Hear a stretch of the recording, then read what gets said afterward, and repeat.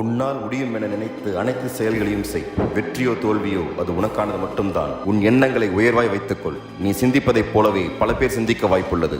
உன் சிந்தனைகளை மாற்று. நேர்மறை எண்ணங்களை வளரவிட்டு அதன் பின்னே பயணித்துக் கொண்டே இரு. உன்னை சுற்றி ஒரு ஒளிவட்டம் பெருகும். அதை தீ என நினைத்து பயந்து விடாதே. உன்னால் முடிந்தவரை உன் நிலையான எண்ணத்தை மாற்றிக்கொள்ளாதே. சந்தர்ப்பங்களும் சூழ்நிலைகளும் உன்னை அதன் வசப்படுத்தும். தடுமாறாதே. எழுந்து நில். துணிந்து செல். உன்னை விட திறமையானவன் இந்த உலகில் வேறொருவன் உண்டு என நினைத்தால் நீ தோல்வியாளனே. முயற்சி செய்து போராடி தோல்வியுற்றால் கவலை கொள்ளாதே. முயற்சியே செய்யவில்லை எனில் வெட்கி தலைகுனி.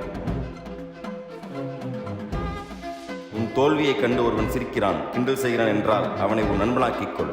அவனை விட ஒரு உந்து சக்தி உனக்கு வேறெதும் தேவையில்லை. உன் வெற்றியிலும் ஒரு குறை கூறுபவனை உன் நண்பனாய் அருகிலேயே வைத்திரு.